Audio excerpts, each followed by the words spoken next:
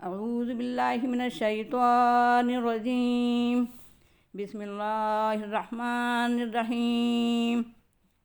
یا معشر الجن والانس الم یأتکم رسل منکم یقصون علیکم آیاتی وینذرونکم لقاء یومکم ھذا قالوا شہدنا علی انفسنا وغرتهم الحیاۃ الدنیا وشہدوا علی انفسہم انہم کانوا کافرین ذالک ان لم یکن ربک مہلک القری بظلم واہلها غافلون ولکل درجات مما عملوا وما ربک بغافل عما یعملون وربک الغنی ذو الرحمہ ان یشأ یذہبکم ویستخلف من بعدکم ما یشاء کما انشأکم من ذریۃ قوم آخرین انما توعدون لآت وما انتم بمعجزین قل یا قوم اعملوا على مکانتکم انی عامل فسوف تعلمون من تکون له عاقبۃ الدار انہ لا یفلح الظالمون وجعلوا للہ مما ذرأ من الحرث والانعام نصیبا فقالوا هذا للہ بزعمهم وهذا لشركائنا فما كان لشركائهم فلا يصل إلى الله وما كان لله فهو يصل إلى شركائهم ساء ما يحكمون وكذلك زين لكثير من المشركين قتل أولادهم شركاؤهم ليردوهم وليلبسوا عليهم دينهم ولو شاء الله ما فعلوه فذرهم وما يفترون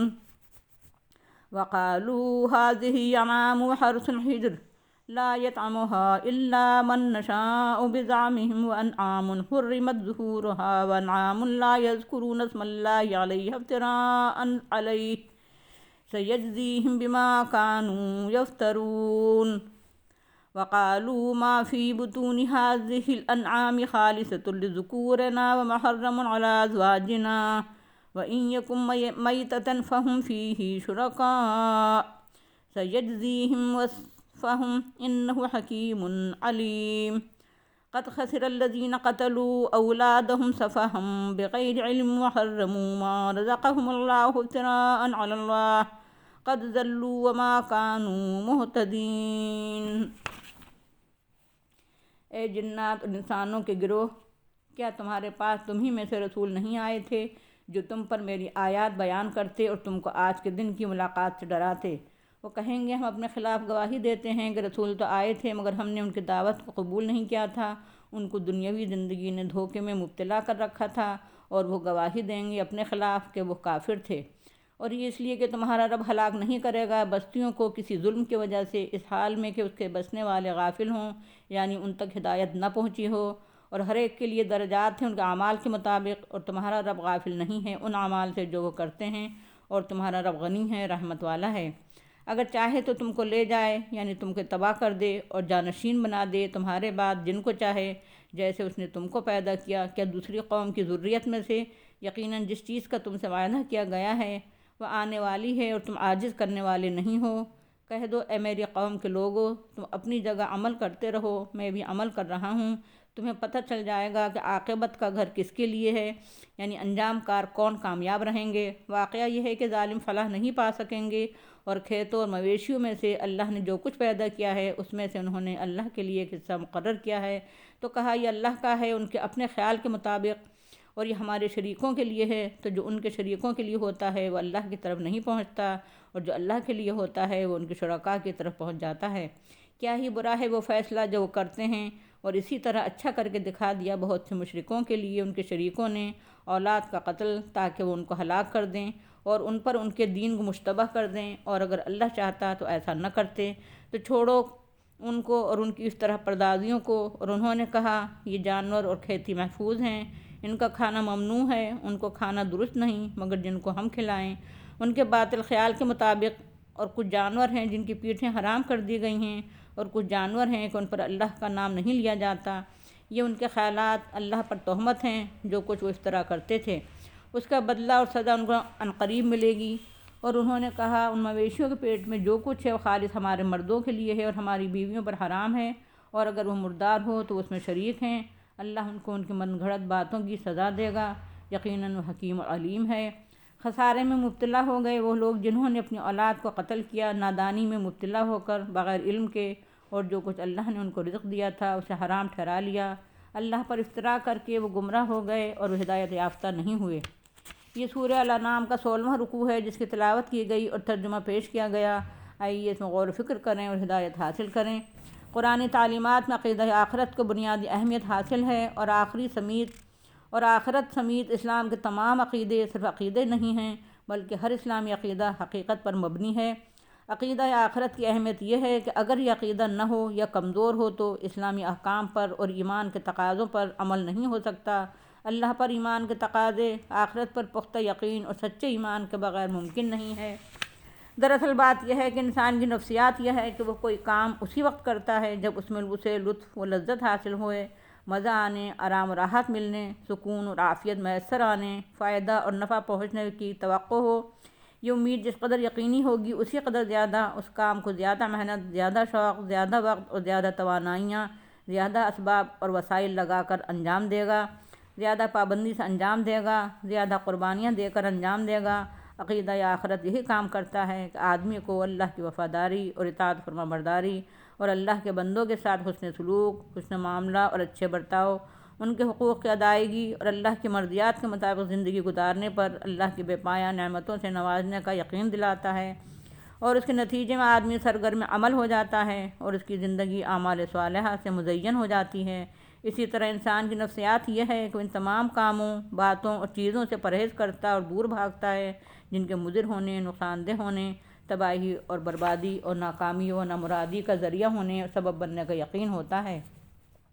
عقیدہ آخرت یہی کام کرتا ہے کہ کفر الحاد اور شرک پر، فسق اور فجور، بے عملی و بد عملی پر، برے اخلاق و عادات پر، بری سماجی زندگی پر، بری کمائی کے برے طریقوں پر، خرچ کے برے انداز پر، بری سیاست اور بری تہذیب و تمدن کے اختیار کرنے پر، زندگی کے برے رول پر، بے کردار اور خراب کریکٹر پر، ظلم و ستم، خونریزی، قتل و غارت گری، لوٹ مار، استحصال، بے امنی اور بد امنی اور ناانصافی اور حلق تلفی پر، اور تمام ہی قسم کے جرائم اور اسکینڈلز پر، ہر قسم کے کرپشن پر اللہ کی ناراضی کا یقین پیدا کرتا ہے اور اس کا عذاب اور ہمیشہ کی تباہی اور بربادی کی خبر دیتا ہے، اور اس کو ذہن و دماغ میں، قلب و روح میں پیوست کرتا ہے۔ نتیجہ یہ ہوتا ہے کہ آدمی ہر قسم کی معصیتوں سے دور رہتا ہے، ہر قسم کے گناہوں سے پرہیز کرتا ہے، ہر قسم کے کرپشن اور اسکینڈل سے اس کی زندگی پاک رہتی ہے۔ وہ اللہ کے اور بندوں کے اور تمام ہی چیزوں کے اور خود اپنے نفس کے حقوق پامال کرنے سے ڈرتا اور بچتا ہے۔ نتیجہ یہ ہوتا ہے کہ وہ صاف ستھرے اور پاکیزہ کردار کا مالک بن جاتا ہے۔ آخرت کی بات پرس اس بنیاد پر ہوگی کہ اللہ نے اپنے پیغمبر، نبی اور رسول جو بھیجے، جن کی دعوت اور پیغام ہر قوم، ہر ملک اور ہر زمانے میں اور ہر زبان میں آج بھی عام ہو رہا ہے، ان کے ساتھ اور ان کی دعوت و پیغام کے ساتھ انسان کیا معاملہ کرتا ہے، اس کے پیغام کو سنتا ہے کہ نہیں، اس کو سمجھنے کی کوشش کرتا ہے کہ نہیں، اس کو قبول کرتا ہے کہ نہیں، اس کو قبول کر کے اپنی زندگی کو اس کے مطابق ڈھالتا ہے کہ نہیں، اپنے گھروں اور گلیوں کو، اپنے بازاروں اور منڈیوں کو، اپنی اسمبلیوں اور پارلیمنٹوں کو، اپنی تہذیب اور تمدن کو، اپنے قوم اور ملک کو، اپنی انفرادیت اور اجتماعیت کو، اپنے علوم و فنون، ادب اور آرٹ کو پیغمبرانہ تعلیم ہدایت کے پھول ستاروں سے سجاتا ہے یا نہیں، اس کے نور سے اپنی دنیا کو جگمگاتا ہے کہ نہیں، اس کے راستے پر چل کر اپنی موجودہ زندگی کو چار چاند لگاتا ہے کہ نہیں، اور اس دین پر عمل کر کے اپنی دنیا اور آخرت کو فلاح سے ہمکنار کرنے کی کوشش کرتا ہے کہ نہیں۔ چنانچہ اللہ تعالیٰ فرمائے گا، اے جنوں اور انسانوں کے گروہ اور سماج کے لوگوں، کیا تمہارے پاس رسول نہیں آئے تھے جن کو ہم نے تمہیں میں سے اٹھایا تھا، جو ہماری آیات تمہارے سامنے بیان کرتے تھے، جو تم کو آج کے دن کے بھیانک انجام سے ڈراتے تھے؟ اس وقت جنوں کو اور انسانوں کو اپنے جرم کا اعتراف کرنا ہوگا، اپنے خلاف گواہی دینا پڑے گی۔ وہ کہیں گے ہم اپنے خلاف گواہی دیتے ہیں۔ پیغمبروں کی دعوت اور پیغام پر کان نہ دھرنے کی وجہ یہ ہوتی ہے کہ آدمی دنیا میں غرق ہو جاتا ہے اور دنیا پرستی میں لت پت ہو جاتا ہے۔ دنیا کی عزت و شہرت، دنیا کا لطف و لذت، دنیا کا عہدہ اور منصب، دنیا کی دولت اور ثروت، دنیا کی رعنائیاں اور جذب و کشش، دنیا کا اقتدار اور حکومت، دنیا کی عیش و عشرت، دنیا میں گل چھرے اڑانا اور مگن رہنا، غرض زن، زر اور زمین روٹی کپڑا اور مکان، دنیا اور مافیہ آدمی کو اپنا گرویدہ اور فریفتہ اور دلدادہ بنا لیتا ہے، اور اس طرح وہ دھوکے میں مبتلا ہو کر پیغمبرانہ پیغام اور دعوت اور ہدایت سے محروم رہ جاتا ہے۔ بہرحال تمام لوگوں کو جنہوں نے اسلامی دعوت اور قرآنی پیغام کو نظر انداز کیا ہوگا، ان کو اپنے خلاف گواہی دینا ہوگی اور اقرار کرنا پڑے گا کہ وہ کافر تھے، انہوں نے دعوت اسلامی کا انکار کیا تھا اور اسے قبول نہیں کیا تھا، اہل حق کا ساتھ دینے کے بجائے اہل باطل ہی کے ہم پیالہ بھرنے والا بنے رہے تھے۔ اللہ تعالیٰ نے وحی و نبوت اور رسالت کا سلسلہ صدیوں تک کیوں جاری رکھا؟ اس لیے کہ اللہ تعالیٰ کسی جرم، ظلم و زیادتی، ثمر اور سرکشی پر، کفر اور شرک اور الحاد پر، فسق اور فجور پر، بغاوت اور نافرمانی پر اس وقت تک نہیں پکڑتا جب تک بندوں پر حجت پوری نہیں کر دیتا۔ اللہ تعالیٰ حق اور ہدایت، سچائی اور سیدھے راستے اور صراط مستقیم اور دین حق سے بندوں کو آگاہ کیے بغیر پکڑ لیتا تو یہ ظلم بھی ہوتا، مگر اللہ تعالیٰ ظلم کے ساتھ کسی کو نہیں پکڑتا، اس لیے اس نے ہدایت پہنچانے اور شہادت حق ادا کرنے کے لیے پہلے صدیوں اور قرنوں تک انبیاء علیہ السلام کو بھیجنے کا سلسلہ جاری رکھا، اور ختم نبوت کے بعد بھی علماء کے ذریعے، مبلغین اسلام کے ذریعے، قرآن اور اسلامی لٹریچر کی اشاعت کے ذریعے یہ سلسلہ قائم رکھا، اور انشاءاللہ سلسلہ یہ قیامت تک جاری رہے گا۔ چنانچہ نبی صلی اللہ علیہ وسلم نے فرمایا کہ الجہاد ماضٍ الی یوم القیامہ، جہاد قیامت تک جاری رہے گا۔ ایک غفلت یہ ہے کہ ہدایت آ چکی ہو، اسباب ہدایت فراہم کر دیے گئے ہوں، آفاق اور انفس کے دلائل کے علاوہ کتاب الہی کی آیات، انبیاء کا نمونِ عمل، دعوتی و تبلیغی جد و جہد کے واقعاتی داستانیں، اور سب سے آخر میں قرآن مجید اور محمد رسول اللہ صلی اللہ علیہ وسلم کا اسوہ حیات اور کارنامۂ زندگی سامنے رکھ دیا گیا ہو، مگر لوگ آنکھیں رکھتے ہوئے اندھے بن جائیں، کان رکھتے ہوئے بہرے بن جائیں، زبان رکھتے ہوئے گونگے ہو جائیں اور حق اقرار نہ کریں، دل رکھتے ہوئے اس سے کام نہ لیں، ذہن و دماغ رکھتے ہوئے اسے معطل کر دیں، تو ایسی غفلت کے بندے خود ذمہ دار ہیں۔ دوسری غفلت یہ ہے کہ بندوں کے لیے اللہ ان کی ہدایت اور رہنمائی کا کوئی انتظام نہ کرے اور عملاً ان تک ہدایت نہ پہنچے اور وہ بالکل بے خبر ہوں، اور اس غفلت اور بے خبری میں ان کی کسی کوتاہی کو دخل نہ ہو، تو اللہ تعالیٰ اس غفلت کی ذمہ داری بندوں پر نہیں ڈالے گا۔ رسولوں پر ایمان اور ان کی دعوت قبول کرنے نہ کرنے کے متعلق باز پرس کے بعد جس چیز کی باز پرس جواب دہی کرنا ہوگی وہ اچھے برے اعمال ہیں۔ جنت میں اونچے سے اونچے درجات نہیں، اعمال اور ان کارناموں کی وجہ سے میسر آئیں گے جو انسان نے اللہ کے مرضیات کے مطابق انجام دیے ہوں گے، اور دوزخ میں زمین کی سطح سے نیچے اور گہرے کھڈوں میں ان سے زیادہ عمیق کھائیوں میں اور تحت الثری میں جو نیچے سے نیچے درجوں میں عذاب بھگتنے کے لیے جھونکا جائے گا، وہ انہی اعمال اور کرتوت کی وجہ سے ہوگا جو اللہ کے بغاوت اور سرکشی میں، نافرمانی اور عدول حکمی میں کیے ہوں گے۔ اور اچھے برے اعمال کا تعین اور فیصلہ انبیاء علیہ السلام کی ہدایت اور تعلیم کسوٹی پر کیا جائے گا، اور اچھے برے اعمال پر اللہ تعالیٰ نگاہ رکھتا ہے، وہ اپنے بندوں کے اعمال سے غافل نہیں رہتا ہے، اس لیے کوئی اچھا اعمال کے انعام اور اکرام سے محروم رہ جائے ایسا ہو نہیں سکتا، اور کوئی برے اعمال کی سزا اور عذاب سے نہیں بچ سکتا، کیونکہ اللہ اس کے کرتوت سے غافل نہیں ہے۔ بندوں کے اچھے اعمال سے اللہ بے نیاز ہے، بندوں کی عبادت اور اطاعت سے اللہ کو کوئی اپنی غرض وابستہ نہیں ہے، وہ بے نیاز ہے، بندوں کی وفاداری اور اطاعت گزاری سے اس کی حکومت میں کوئی اضافہ نہیں ہوتا۔ اس طرح سارے بندے بھی اگر باغی ہو جائیں اور پوری کائنات بھی اگر نافرمان ہو جائے تو اللہ کی حکومت میں کوئی کمی نہیں آتی، اللہ بہرحال بے نیاز اور غنی ہے۔ لیکن پھر اس نے یہ نبوت اور رسالت کے ذریعے ہدایت کا انتظام کیوں کیا، اور وہ اپنے نافرمان بندوں کو فوراً کیوں نہیں پکڑتا، ملحدوں، کافروں، مشرکوں اور باطل پرستوں اور ظالموں کو فوراً کیوں نہیں پکڑتا؟ اس لیے وہ رحمت والا ہے، اپنے رحمت ہی کی وجہ سے عدل و انصاف کے تقاضے پورے کرنے کے لیے یوم الحساب مقرر کیا ہے۔ واقعہ یہ ہے کہ وہ غنی بھی ہے اور رحمت والا بھی ہے،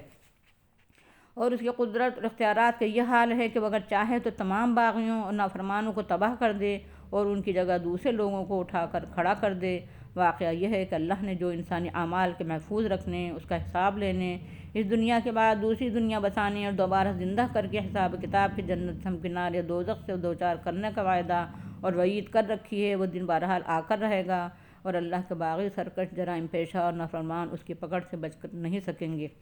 یہ ساری آگاہی جو آخرت سے متعلق ہے اور نبوت و رسالت کے متعلق سوالات اور جوابات سے جس کا تعلق ہے، اس لیے دی گئی کہ عملاً محمد رسول اللہ صلی اللہ علیہ وسلم کے آخری نبی کی حیثیت سے مبعوث ہونے اور قرآن کے آخری کتاب کی حیثیت سے نازل ہونے کی وجہ سے عملاً اسلامی تحریک برپا تھی، اور مخالفین اس کے خلاف شدت سے اپنی مخالفانہ سرگرمیاں جاری رکھے ہوئے تھے۔ اس لیے محمد رسول اللہ صلی اللہ علیہ وسلم کو ہدایت دی گئی کہ ان سے کہہ دو کہ حقیقت یہ ہے کہ جس سے تمہیں آگاہ کیا گیا، لیکن اب بھی اگر تمہارے سینے نہیں کھلے تو تمہاری آنکھیں وا نہیں ہوئیں، تو اے برادران قوم، تم اپنی جگہ عمل کرتے رہو اور جس باطل کے لیے تم اپنی سرگرمیاں جاری رکھے ہوئے ہو اس میں لگے رہو۔ میں بھی اپنے اوپر اترنے والی وحی اور دین حق کے مطابق عمل کرتا رہوں گا اور جس حق کو غالب اور برپا کرنے کے لیے جد و جہد کرتا رہوں گا۔ تم کو معلوم ہو جائے گا کہ مستقبل میں کامیابی سے کون ہمکنار ہوتا ہے، دنیا میں فلاح و بہبود سے اور آخرت میں کامیابی و کامرانی سے کون سرفراز ہوتا ہے۔ واقعہ یہ ہے کون ظالموں کو فلاح حاصل نہیں ہوتی ہے۔ واقعہ یہ ہے کہ ظالموں کو فلاح حاصل نہیں ہوتی ہے، اس لیے کفر و شرک اور باطل کے علم بردار جو اللہ پر ظلم کے مجرم ہیں، حقیقت اور حق دونوں پر ظلم کے مرتکب ہیں، بندوں پر ظلم کے مرتکب ہیں، حتیٰ کہ خود اپنے اوپر بھی ظلم کے مرتکب ہیں، ان کو دنیا اور آخرت میں فلاح کیسے نصیب ہو سکتی ہے۔ یہاں ان ظالم مشرکوں کے ظلم اور شرک کی چند مثالیں بیان ہوئیں جو عرب کے مشرکوں نے اختیار کر رکھی تھیں اور آج بھی اس طرح کی رسوم مشرکوں میں پائی جاتی ہیں۔ اپنی کھیتی کی پیداوار مویشیوں کی نسل میں سے انہوں نے ایک حصہ اللہ کے لیے مقرر کر رکھا تھا اور کہتے تھے یہ اللہ کا ہے اور یہ ہمارے ان معبودوں کا ہے جو اللہ کے شریک ہیں۔ یہ تھی ان کی من گھڑت شریعت۔ جو حصہ انہوں نے اپنے من گھڑت معبودوں کے لیے مقرر کر رکھا تھا وہ کسی طرح اللہ کی طرف منتقل نہیں ہو سکتا تھا، اور جو حصہ اللہ کے لیے مقرر کر رکھا تھا وہ مختلف شکلوں میں ان کے باطل معبودوں کی طرف منتقل ہو جاتا تھا۔ کس قدر بری تھی ان کی شریعت اور ان کے فیصلے۔ ان کے لیڈر، پیشواؤں اور مشائخ اور پوروجوں نے جن کی باتوں اور فیصلوں کو وہ دین و شریعت حکم الہی کی طرح مانتے تھے اور اس لیے وہ اللہ کے شریک کی حیثیت حاصل کر چکے تھے، انہی شریکوں نے ان کو اولاد کو قتل کرنے اور اپنی نسل کو ہلاک کرنے جیسا قبیح و خبیث عمل کو حسین اور خوبصورت بنا دیا تھا۔ اس گندے اور ظالمانہ عمل میں نسل کی تباہی کے علاوہ ان کے دین و مذہب کو بھی مشتبہ بنا دیا تھا۔ دین ابراہیمی کا بس نام رہ گیا تھا، عملاً وہ شرک میں لت پت ہو گئے تھے، لیکن اللہ نے تو ان کو مہلت عمر اور عمل خیر عمل بد کا اختیار دے رکھا تھا۔ جب وہ قہر سے کام لیتا تو لوگ ایسی حرکتیں کر ہی نہیں سکتے تھے۔ یہ چوپائے اور پیداوار تو محفوظ اور ممنوع ہیں، ان کو تو وہی لوگ کھا سکتے ہیں جن کو ہم کھلائیں، کیونکہ ہم خدائی ٹھیکیدار ہیں۔ یہ جانور ہیں، ان پر سواری اور باربرداری حرام ہے۔ یہ جانور ہیں، ان پر اللہ کا نام لینا منع ہے۔ یہ تھی ان کی من گھڑت شریعت۔ ان مادہ جانوروں کے پیٹ میں جو بچے ہیں ان کا گوشت صرف مرد کھا سکتے ہیں، عورتوں پر ان کا کھانا حرام ہے، اور اگر وہ مردہ پیدا ہو تو پھر عورت مرد سبھی کھا سکتے ہیں۔ ان کی اس من گھڑت شریعت کے متعلق اللہ تعالیٰ فرماتا ہے کہ ناکام و نامراد ہو گئے وہ لوگ جنہوں نے اپنی اولاد کو قتل کیا بیوقوفی میں مبتلا ہو کر، بغیر علم کے، اور اللہ کے رزق کو اپنے اوپر حرام کر لیا۔ وہ سب گمراہ ہو گئے، وہ ہدایت نہیں پا سکتے ہیں۔ وآخر دعوانا الحمد للہ رب العالمین۔ السلام علیکم ورحمۃ اللہ۔